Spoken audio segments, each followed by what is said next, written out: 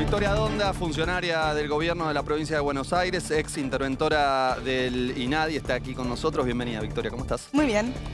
Bueno, gracias por venir. ¿Lo escuchaste, Sergio? ¿Lo escuchás, Sergio? Sí, sí. ¿Y sí. qué decís?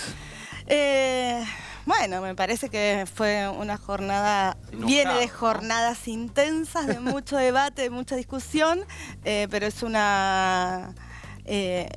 fue una alegría escucharlo tan decidido a participar. Creo que es necesario en una región tan compleja, en un mundo que vivimos que entra en crisis evidentemente por todos lados. En todos lados están crujiendo los sistemas. Es impresionante. Bueno, que es importante la unidad y rescato la voluntad de unidad y de trabajo.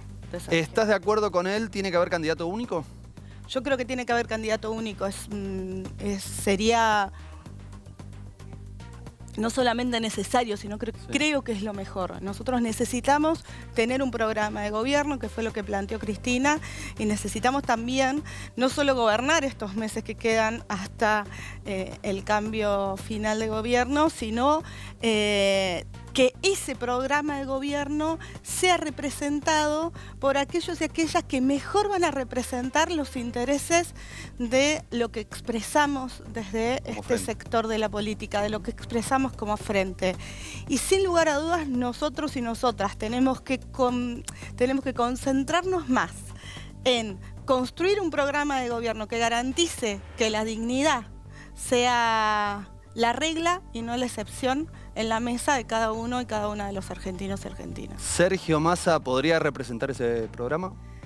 Mirá, yo creo que la mejor persona para poder decidir de qué forma construir esta alquimia para tener una lista de unidad que represente este programa es quien se pone al hombro ya desde hace más de una década la construcción del programa en Argentina y en la región, y esa es Cristina Fernández de Kirchner. Bueno, pero no va a ser candidata. No va a ser candidata, pero entonces, creo que sí es la arquitecta de la construcción del triunfo, o sea, del 23. Es la que ella diga, la persona que ella diga es la indicada para vos.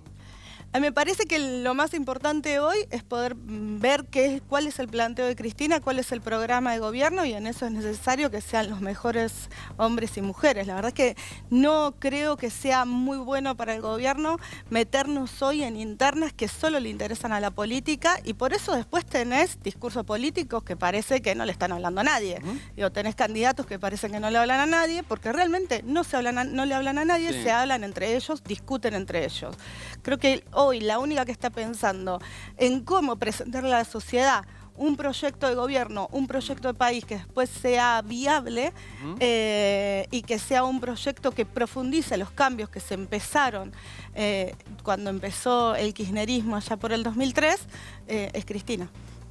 Es interesante que la traigas a Cristina porque en parte da la sensación que todo esto que estamos viviendo en todos los frentes tiene que ver justamente con que se corrió Cristina como candidata y Macri también se corrió como candidato, y estamos con las dos coaliciones crujiendo de alguna manera, o por lo menos sin un liderazgo claro. Nadie hoy en el frente de todos puede decir, bueno, yo soy el líder de este espacio, yo soy el ordenador, como en su momento Cristina Fernández de Kirchner dijo. Va Alberto Fernández y todo el mundo. Mirá, creo que claramente Cristina Fernández es quien conduce este espacio político. Si hay alguien que le quiera discutir la conducción a Cristina, me parece que lo que tiene que hacer es comprarse algunos lentes que le hagan ver la realidad, porque evidentemente la están pifiando. El 25 de mayo lo que se probó con la cantidad de gente que hubo, no solamente en la Plaza de Mayo, sino prendida la tele, para ver qué es lo que planteaba Cristina como programa de gobierno, mirando hacia el futuro. Eso fue increíble, digo, no, me parece que no tiene ya ni discusión. Bueno, pero aparecen desafíos, porque Juan Grabois dice, si Cristina lo nomina a Sergio Massa, nosotros nos abrimos. Aparecen desafíos, y aparece Daniel Scioli. Y en democracia está bueno que aparezcan, y tenemos una ley de los pasos que lo permiten, y si hay paso habrá que competir. Si vos me preguntás, la verdad es que creo que nadie le puede discutir la conducción política a Cristina Fernández de Kirchner hoy, porque ha demostrado en la calle y aún proscripta que tiene la capacidad política de construir un escenario heterogéneo, pero una calle homogénea. La sociedad homogéneamente apoya a esa a esa capitana, porque digo, hoy lo que tenemos es un barco que está navegando en medio de una marea bastante tormentosa y necesitamos a alguien que agarre ese timón y que lo agarre con decisión. Si el timón es guiado por algún capitán tibio, la verdad es que nos vamos a quedar en el medio de la tormenta. Pero reconoceme que una cosa es ser capitana del naufragio en la boleta y otra cosa es fuera de la boleta. Sin lugar a dudas, quienes vayan en la boleta, lo que no pueden obviar es que quien tiene la experiencia, quien tiene el liderazgo y quien tiene la capacidad es Cristina, y me parece que sería como hasta desperdiciar una nueva oportunidad no escucharla. ¿No? Digo, si vos fueses presidente y la tenés a Cristina al lado, ¿no le preguntarías algo? Fue presidenta dos veces, fue vicepresidenta, es una líder en la región, es una líder en el mundo, en un mundo donde la derecha viene creciendo, donde tenés una derecha reaccionaria que se instala con discursos antipolítica que excluyen a la mayoría de la sociedad, porque me parece que eso es lo importante, ¿no? Ver que tenemos hoy una dirigente en Argentina y tenemos otros dirigentes. Máximo, por ejemplo, ¿no? Sí. Máximo ha sido el único que en su momento, o el primero, no el único, pero el primero que en su momento salió a plantearse en contra del acuerdo con el Fondo Monetario Internacional.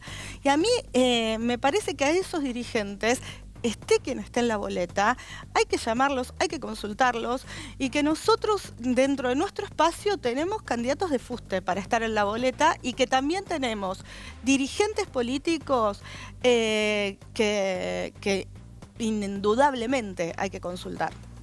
Fuiste 4 veces diputada. ¿Querés volver a ser diputada? ¿Vas por el quinto? ¿El quinto intento? Yo voy a acompañar este proyecto político donde, como siempre, donde les parezca a mis compañeros y compañeras que puedo sumar más. Me parece que se viene un congreso difícil, un congreso donde hay que tener experiencia para poder llevar adelante determinados debates, un congreso donde tenés una esta derecha reaccionaria representada en Milei que antes no lo tenías, y eso va a ser un gran desafío, pero también va a ser un desafío gobernar en un mundo donde hace 2 semanas, por ejemplo, gana una derecha similar a la derecha de Milei en varias ciudades importantes y numerosas de España. Digo esto como un ejemplo. Lo de España es solo un ejemplo de cómo la reacción conservadora se viene erigiendo sobre estados de bienestar que no brindan bienestar. Y para eso, para construir un estado de bienestar que dé respuestas a la sociedad, el único proyecto político es ese proyecto político que encabeza el peronismo. Por eso creo que en las próximas elecciones vamos a ganar. ¿Sí? Sí. Estás muy segura, porque Estoy segura. Cristina habla de escenario de tercios, ¿no? Y dice, lo importante es el piso. Eso es lo que dijo en la última entrevista. ¿Eso refleja que ya, digamos, la performance del peronismo no es la misma de la última Pero elección? eso no significa que no se gane. Eso significa que hay un escenario de tercios. Más complicado. Que lo que hay que ver es quién llega al balotaje. Sí, por supuesto, no van a ser las elecciones de Cristina Fernández cuando fue su segundo mandato. Claro. No van a ser esas elecciones, ni van a ser las elecciones del 2019. ¿Qué está pasando? A ver, es interesante esto porque... En una sociedad fragmentada, en una sociedad fragmentada, la política refleja esa sociedad. La fragmentación de la sociedad hace que la política también se fragmente. El problema es cómo nosotros construimos escenarios de unidad y de consenso, porque me desvela y me hace reflexionar cuáles son los desafíos que tenemos desde esta generación hacia el futuro, en un futuro donde están reviviendo discursos por lo menos de hace 100 años atrás. A veces hay algunos que te plantean, bueno, ustedes atrasan, cantan Patria sí, Colonia no, y es como el Me parece de otra época, te dicen eso de otro momento. Ahora, yo escucho algunos discursos que parecen los de la Alemania pre-nazi, sí. Alemania 1933. Hay un libro muy interesante. Calan en una parte de la sociedad? Porque creo que el Estado, este Estado que promete bienestar, sí, a veces no da respuesta. Y hay una parte de la sociedad a la que no le da respuesta. Mirá, estamos en un barrio donde si sí, nos quedamos un ratito mirando por estos hermosos ventanales, sí, vamos a ver a un montón de chicos con mochilitas en las espaldas que dicen Rappi, y alguno de esos tal vez tiene una calcomanía de Milei. ¿Cómo puede ser que un pibe de 21 años, que lo único que tiene para trabajar son sus piernas, su vida, que la arriesga en cada cruce de calle, y una mochila, se crea que es un emprendedor y termine votando al que va a terminar, al modelo político que termina siendo el verdugo de toda esa gente que queda excluida en modelos neoliberales de esas características? Bueno, porque no le dimos respuesta, porque lo único que le dejamos es esa bicicleta y esa mochilita. Entonces, a esos pibes, a esas pibas que terminan paradas en una estación de servicio, es a quienes nosotros y nosotras le tenemos que dar respuesta desde la política. Y por eso hablo de fortalecer un estado de bienestar que en algún momento se dejó de nombrar, y me parece que hay que volver a ponerlo en valor, ¿no? Creo que es muy necesario que entendamos que o nos gobiernan mafias económicas o tenemos un Estado fuerte que le dé respuesta a la gente. ¿Alberto fortaleció ese estado de bienestar? A ver, nosotros como gobierno, como proyecto político, creo que tuvimos buenas respuestas ante lo inesperado, ¿no? Lo inesperado fue la pandemia. Después, lo esperado era la renegociación de la deuda, y ahí me parece que empezó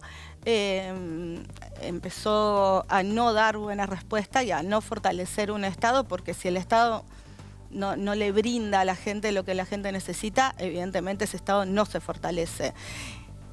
Y no podemos decir que estamos en el mejor de los mundos, porque si no parece que vivo en una burbuja que no vivo, ¿no? Sí. Digo, si vos cada vez que vas al supermercado, el queso lo tenés 20, 30 pesos más caro, con suerte, y un pedacito de queso ya te sale 1000 pesos, sí, y no, me parece que ahí tenés cosas para arreglar, y esas cosas para arreglar, entre otras cosas, es enfrentarse al mundo que vivimos desde otro lugar, ¿no? Sin el sometimiento de esa deuda a la que nos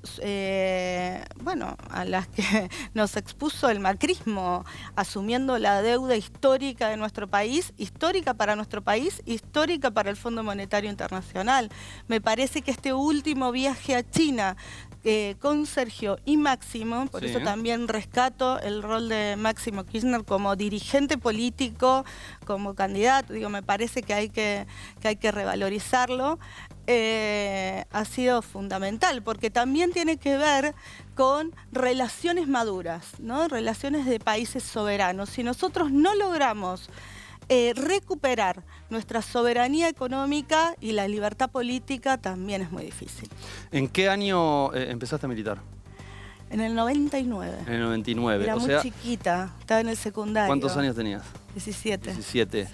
Por lo tanto, viviste todo el fin del ciclo de la convertibilidad y fuiste parte de la generación del 2001.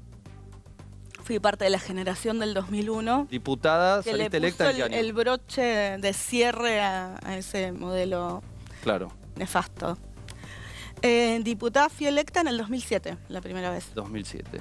O sea que, bueno, viviste todo ese ciclo, ese cierre, viendo este nuevo ciclo, ¿no? Que comienza en 2002, devaluación, bueno, ya todo este formato económico que tenemos. ¿No ves ahora una suerte de fin de ciclo económico de aquello que nació en ese momento? No solamente en la Argentina, yo veo una suerte de fin de ciclo en la economía y en el sistema financiero tal como lo conocemos, pero en Argentina, en la región y te diría en el mundo. Hay una crisis financiera muy profunda, los ciclos son cada vez más cortos. Bueno, lleva 20 años. Fue más largo de la convertibilidad. Las crisis, el tiempo entre crisis y crisis financieras internacionales son cada vez más cortas. Encima tuvimos una pandemia, ¿no? tuvimos una pandemia, tuvimos una guerra y después, bueno, los problemas regionales que cada uno de los países se enfrenta. En nuestro caso la sequía, en el caso de otros países otro tipo de problemáticas, hacen que, sí, claro, que tengamos que sentarnos a pensar cómo va a ser el nuevo mundo al que nos enfrentamos, donde lo único cierto es la incertidumbre, por un lado, y por otro lado también es un momento muy peligroso. Mira, Gramsci decía que el momento donde lo viejo está por morir, pero no termina de morir, si lo nuevo está por nacer, pero no termina de nacer, en ese momento de claroscuro aparecen los monstruos. Y los monstruos están apareciendo y tienen distintas caras en diferentes países, pero existen y regionalmente tienen una voz y te instalan un modelo que es el modelo conocido como el modelo neoliberal, que consigo trae exclusión y que con eso condena a una mayoría de la sociedad.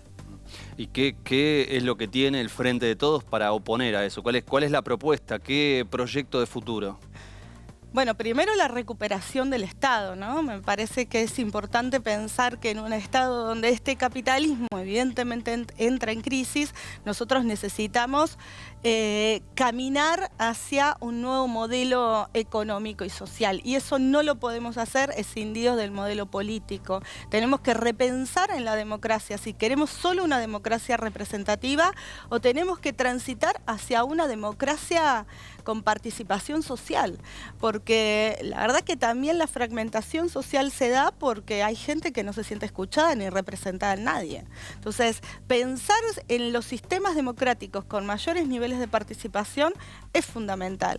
Pensar en un sistema económico que le dé respuesta a la gente, en un modelo donde además las tecnologías permitirían que nadie se muera de hambre, porque generamos alimentos para todas las personas que viven en este país, es fundamental. En un mundo donde el sistema productivo cada vez excluye más gente de su sistema y lo arroja a la intemperie. Bueno, ¿cómo hacemos para que esa gente que queda desocupada y expulsada de los sistemas productivos, conocidos como los sistemas productivos tradicionales, porque toda esa gente de algo trabaja, esa economía informal que además crece y se consolida en nuestro país, también necesita tener alguna respuesta por parte del Estado? Y no creo que sea la consolidación de la informalidad y de la pobreza, sino que me parece que tenemos que repensar cómo estructuramos desde nuestra matriz productiva hasta la matriz tributaria. Una de las formas de transferencia de recursos de los sectores más pobres a los sectores más concentrados, sin dudas, es la inflación. Sin dudas. ¿Qué propuesta hay para eso? Porque uno lo escucha a Milei y más allá de la opinión que podamos tener, es como muy claro. Dice dolarización. Patricia Bullrich no dice dolarización, no, pero da a entender que tiene una idea parecida a la convertibilidad. Está bien, pero digamos también que la propuesta de Milei cuando habla de dolarización es, digámoslo, porque si no parece como que sería viable. No es viable en el país.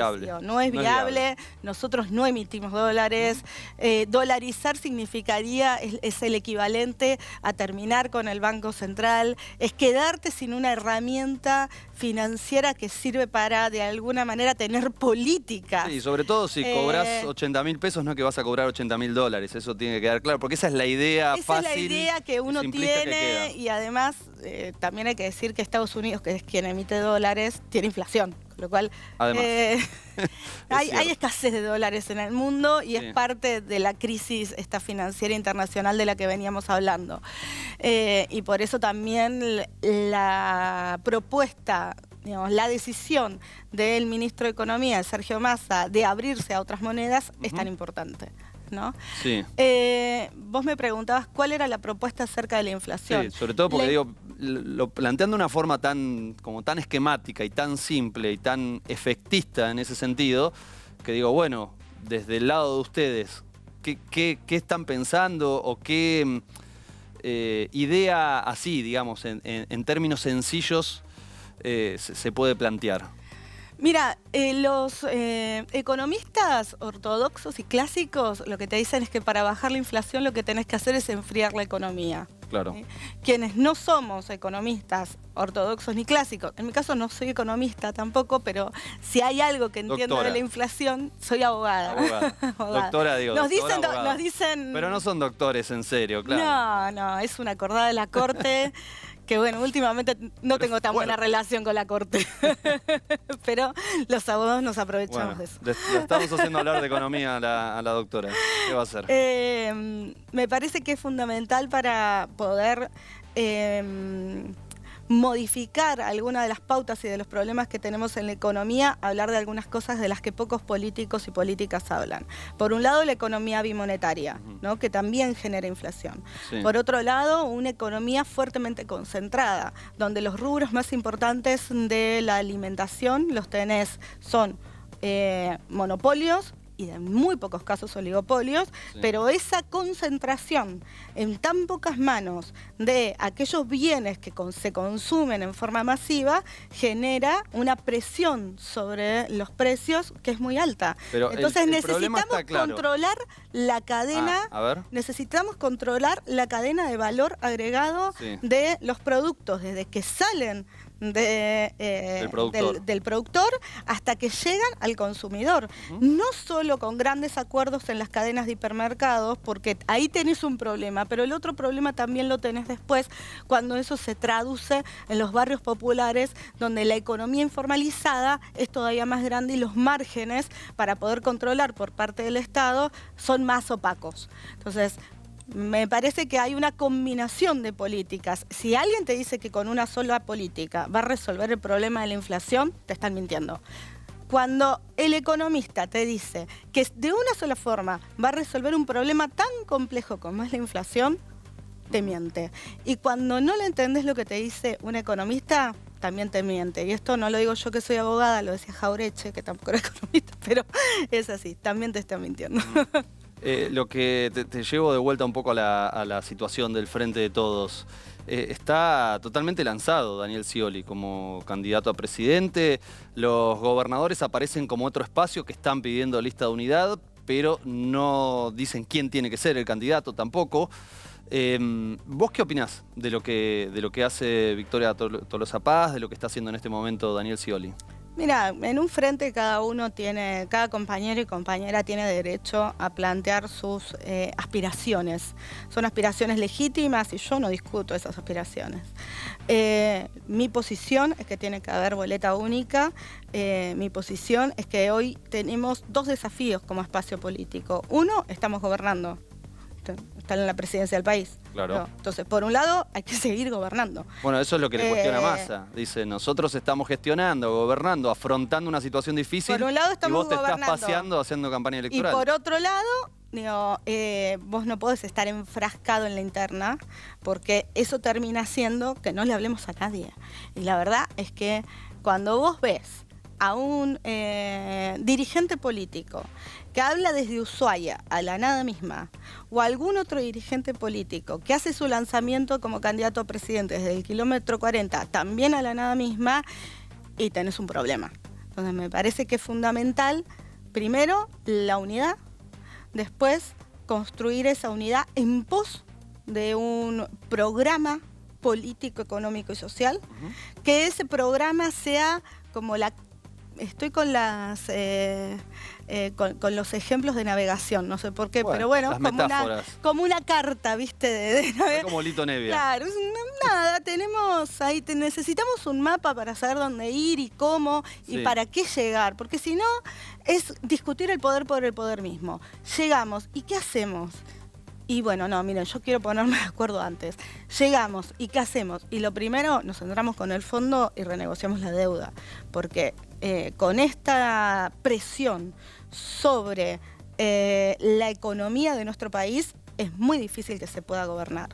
Lo segundo es nos sentamos entre todos los sectores que hacemos política en este país y nos ponemos de acuerdo en un piso mínimo, en un pacto mínimo de condiciones para cuidar la democracia y la vida en libertad de los argentinos y argentinas. En nuestro país viene creciendo la violencia política a pasos agigantados y esto es un riesgo. Y no es un riesgo solo para los que hacemos política, es un riesgo para todos y todas. Porque cuando la violencia se espiraliza, en la política o en cualquier lugar, esa violencia llega a la sociedad y siempre sufren los que menos pueden defenderse. Entonces me parece que es fundamental transitar hacia un camino de un nuevo pacto democrático, donde nos pongamos de acuerdo en algunas pautas mínimas.